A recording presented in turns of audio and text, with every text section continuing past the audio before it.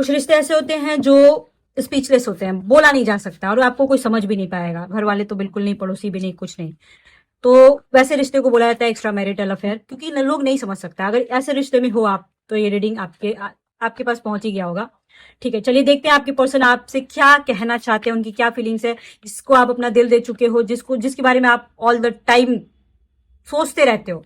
उस इंसान की क्या फीलिंग्स है आपके लिए? क्या वो आपसे प्यार करते हैं?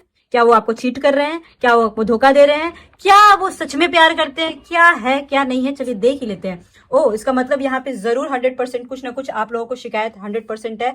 हो सकता है उन्होंने आपका दिल तोड़ा हो सकता है कुछ नो कॉन्टेक्ट सिचुएशन हो, यहाँ पे ऐसा लग रहा है कुछ लोग लॉन्ग डिस्टेंस रिलेशनशिप में है जिसकी वजह से आप लोग मिल नहीं पाते हो सकता है आपके पर्सन से आपको कुछ जानना हो, कुछ क्लैरिफिकेशन चाहिए। अब आप भी जिद पे अड़ गए हो कि नहीं मेरे को ये चीज चाहिए ही चाहिए।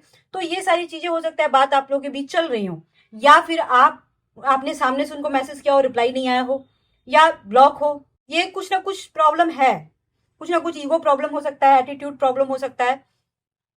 देखो, ये सारी चीजें होने के बावजूद आप जरा ये चीज देखना कि आप लोग का ब्रेकअप होता है फिर पैचअप होता है, या नो कॉन्टेक्ट सिचुएशन होता है फिर आप लोग एक हो जाते हो, घर में भी हल्ला हंगामा हो जाता है, किसी किसी के घर में बदनामी हुई होगी, फिर भी आप लोग एक हो ही जाते हो कुछ महीनों के बाद। और अगर ऐसा कुछ बदनामी वाला सीन चल रहा है तो फिर आप लोग एक हो जाओगे कुछ महीनों के बाद, आप लोग एक हो जाओगे, टेंशन लेने की जरूरत नहीं है। बट यहाँ पे प्रॉब्लम ये है ना, बहुत प्रॉब्लम है, लेकिन ये इंसान को कंप्लीट जो एक होता है ना सेटिस्फैक्शन, मेंटल सेटिस्फैक्शन एक होता है, इमोशनल सेटिस्फैक्शन होता है, फिजिकल सेटिस्फैक्शन होता है, तीनों तीनों जो सेटिस्फैक्शन होता है ना वो इंसान को आप ही से मिलता है।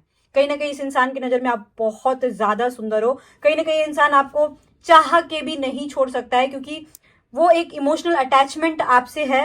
अगर इनसे कुछ गलती होती है तो अगेन एंड अगेन ये आपको सॉरी बोलना चाहते हैं। हो सकता है किसी किसी का पर्सन बोल भी देता होगा, किसी किसी का पर्सन नहीं बोलता होगा, लेकिन कुछ ना कुछ इमोशनल बातें जरूर बताता होगा। जिसका नहीं बोल पाता होगा कुछ ना कुछ इमोशनल बातें बताता होगा। स्पेशली अगर आप लॉन्ग डिस्टेंस रिलेशनशिप में हो तो ये पर्सन अब आपको सपोर्ट करना चाहते हैं, ये इंसान आपके साथ रहना चाहते हैं, इनको आपके साथ शादी करनी है, हिडन मैरिज करना है, या एक एक एक वादा करना है कि कितना भी हम लोग लड़ाई कर ले, कितना भी हम लोग झगड़ा कर ले, हम लोग कभी अलग नहीं होंगे।